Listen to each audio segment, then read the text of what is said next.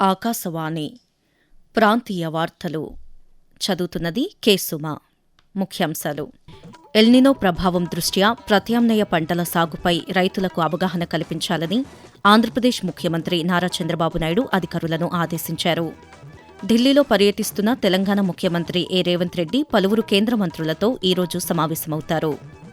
కృష్ణానదిపై iconic వంతెన నిర్మాణ అధ్యయనానికి ఆంధ్రప్రదేశ్ ప్రభుత్వం అనుమతి మంజూరు చేసినట్లు పట్టణాభివృద్ది శాఖ మంత్రి పి. నారాయణ తెలిపారు.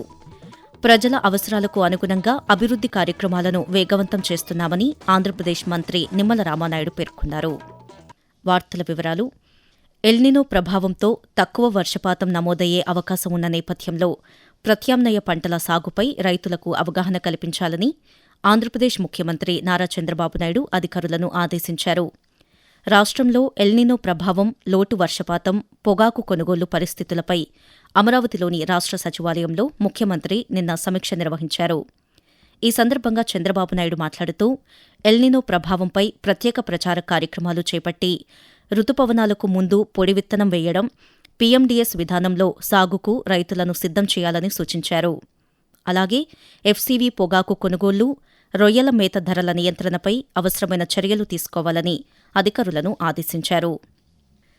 ఢిల్లీలో పర్యటిస్తున్న తెలంగాణ ముఖ్యమంత్రి రేవంత్ రెడ్డి ఈరోజు పలువురు కేంద్ర మంత్రులతో సమావేశం కానున్నారు. కేంద్ర అటవీ, పర్యావరణ శాఖ మంత్రి భూపేందర్ యాదవ్, కేంద్ర జలశక్తి శాఖ మంత్రి సిఆర్ పాటిల్తో సమావేశమై సీతారామ ఎత్తిపోతల, పాలమూరు రంగారెడ్డి, డిండి, గౌరవెల్లి తదితర సాగునీటి ప్రాజెక్టులకు పర్యావరణ అనుమతులు, ఇతర కీలక అంశాలపై చర్చించనున్నారు. ఈ సమావేశాల్లో రాష్ట్ర నీటిపారుదల శాఖ మంత్రి ఉత్తమ్ కుమార్ రెడ్డి, సంబంధిత శాఖల అధికారులు కూడా పాల్గొంటారు.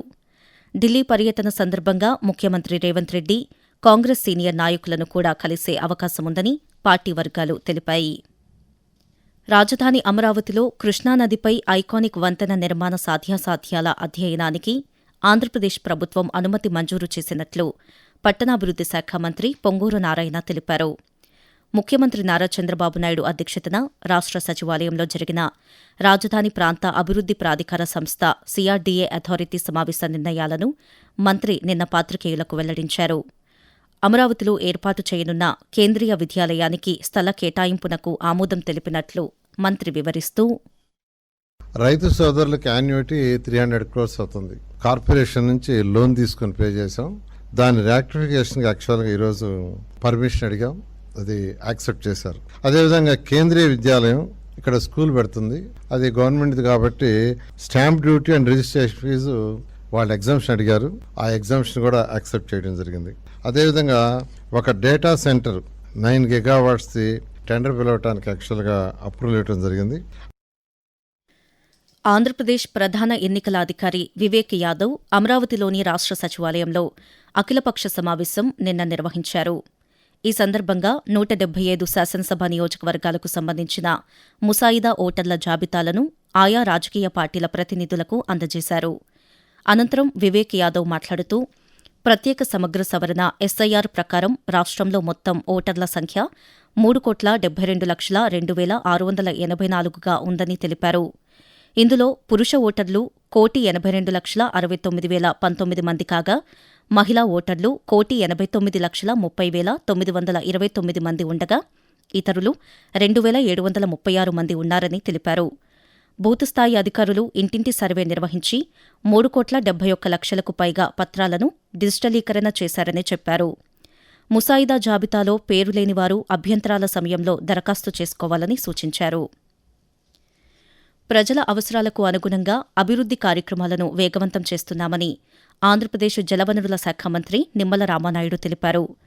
పశ్చిమ గోదావరి జిల్లా పాలకొల్లులో జరుగుతున్న అభివృద్ది పనులను పరిశీలించిన అనంతరం సంబంధిత అధికారులతో మంత్రి నిన్న సమీక్ష నిర్వహించారు. పనుల పురోగతిని ప్రతి 10 నుంచి 15 రోజులకు ఒకసారి సమీక్షిస్తూ నిర్ణీత గడువులో పూర్తి చేసేలా చర్యలు తీసుకుంటున్నామని ఈ సందర్భంగా మంత్రి తెలియజేస్తూ, ఎన్టీఆర్ టికోళ్ళ దగ్గర ఫుట్పాత్ బ్రిడ్జి, అక్కడ బస్ స్టాప్, రేవులు, అదేవిధంగా ప్రభుత్వ ఆసుపత్రికి సంబంధించినటువంటి సుందరీకరణ, అదేవిధంగా ఉన్నటువంటి బిల్డింగ్స్ గాని ఇవన్నీ కూడా రీకన్స్ట్రక్షన్ చేయడం, చంద్రబాబు నాయుడు కళాక్షేత్రం, అబ్దుల్ కలాం హెల్త్ పార్క్, మన శ్మశాన వాటిక, ముఖ్యమైనటువంటి కార్యక్రమాలు తీసుకుని వారానికి 10 రోజులకి రివ్యూ చేసుకుంటూ అటు అధికారికి, ఏజెన్సీలకి సూచనలు ఇస్తూ పనుల్ని యుద్ధ ప్రాతిపదికన ముమ్మరంగా ముందుకు తీసుకెళ్తున్న పరిస్థితి. ఆకాశవాణి ప్రాంతీయ వార్తలు వింటున్నారు. ఆంధ్రప్రదేశ్లోని బాపట్ల జిల్లాలో జవహర్ నవోదయ విద్యాలయం, కేంద్రీయ విద్యాలయాల ఏర్పాటుకు చర్యలు వేగవంతం చేయాలని బాపట్ల పార్లమెంటు సభ్యులు తెన్నేటి కృష్ణప్రసాద్ కేంద్ర విద్యాశాఖ మంత్రి ప్రహ్లాద్ జోషిని కోరారు. ఈ మేరకు ఢిల్లీలో కేంద్ర మంత్రిని కలిసి నిన్న వినతిపత్రం అందజేశారు. బాపట్ల నూతన జిల్లాగా ఏర్పడిన నేపథ్యంలో గ్రామీణ, పట్టణ ప్రాంతాల విద్యార్థులకు కేంద్ర ప్రభుత్వ ప్రమాణాలతో కూడిన నాణ్యమైన విద్యను అందించాల్సిన అవసరాన్ని వివరించారు. ఈ విద్యాసంస్థల ఏర్పాటుకు అవసరమైన స్థల సేకరణతో పాటు ఇతర ప్రాథమిక ప్రక్రియలను త్వరగా పూర్తి చేసి అనుమతులు మంజూరు చేయాలని కేంద్ర మంత్రికి విజ్ఞప్తి చేశారు. తెలంగాణ పారిశ్రామిక, ఆర్థికాభివృద్ధికి దోహదపడే కీలక ఖనిజాల రంగంలో పెట్టుబడులపై పలు బహుళజాతి కంపెనీల ప్రతినిధులతో సమావేశాలు నిర్వహించనున్నట్లు ఉప ముఖ్యమంత్రి మల్లు భట్టి విక్రమార్క తెలిపారు. అమెరికాలో పర్యటిస్తున్న ఉప ముఖ్యమంత్రి సింగరేణి అధికారుల బృందంతో కలిసి డాలస్ చేరుకున్నారు. ఆయనకు ఇండియన్ ఓవర్సీస్ కాంగ్రెస్ ప్రతినిధులు విమానాశ్రయంలో స్వాగతం పలికారు. ఈ సందర్భంగా ఉప ముఖ్యమంత్రి మాట్లాడుతూ డాలస్లో 2 రోజుల పాటు వివిధ అంతర్జాతీయ సంస్థల ప్రతినిధులతో సమావేశమై కీలక ఖనిజాల రంగంలో పెట్టుబడులు, సాంకేతిక సహకారం, భాగస్వామ్య అవకాశాలపై చర్చించనున్నట్లు భట్టి విక్రమార్క వెల్లడించారు.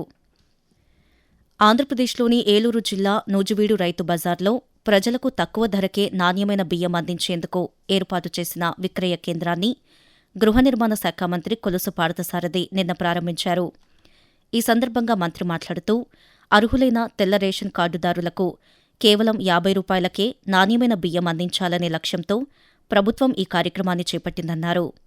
అలాగే రైతు బజార్లలో మౌలిక వసతుల అభివృద్ధికి చర్యలు తీసుకుంటున్నట్లు మంత్రి తెలియజేస్తూ తక్కువ ధరకి బియ్యాన్ని ఇచ్చే కార్యక్రమం ఏదైతే ఉందో ఇది చాలా మంచి కార్యక్రమం అని చెప్పేసి భావిస్తా ఉన్నాను. ఇప్పుడు మార్కెట్ లో 68 రూపాయలు 65 రూపాయలు ఉన్న బియ్యాన్ని కేవలం 50 రూపాయలకే అందించే కార్యక్రమం చేస్తుందని చెప్పేసి మనం చేస్తాం. రైతులకి అండగా ఏ విధంగా ఉండాలి అంటే, ఒకటి ఏదైనా నేరుగా మార్కెట్ ఇంటర్వెన్షన్ స్కీమ్ ద్వారా మీకు ధరని పెంచే విధంగా చర్యలు తీసుకోవటం, 2 మీ ఖర్చుల్ని తగ్గించి లాభదాయకతని పెంచడం ప్రభుత్వం యొక్క బాధ్యత అని చెప్పేసి మీ అందరికీ మనం చేస్తాను. ఎన్నికల హామీ మేరకు బీసీల రక్షణ కోసం రూపొందిస్తున్న ప్రత్యేక చట్టానికి తుది రూపు ఇచ్చేందుకు విజయవాడలో ఈరోజు ప్రత్యేక సమావేశం నిర్వహించనున్నట్లు ఆంధ్రప్రదేశ్ బీసీ సంక్షేమ శాఖ మంత్రి ఎస్ సవిత ఒక ప్రకటనలో తెలిపారు. ముసాయిదా చట్టంపై బీసీ సామాజిక వర్గానికి చెందిన మంత్రులు, శాసనసభ్యులు, పార్లమెంట్ సభ్యులతో చర్చించి వారి సూచనలను పరిగణలోకి తీసుకున్న అనంతరం తుది నివేదికను ముఖ్యమంత్రికి సమర్పించనున్నట్లు మంత్రి సవిత వెల్లడించారు. వాతావరణం.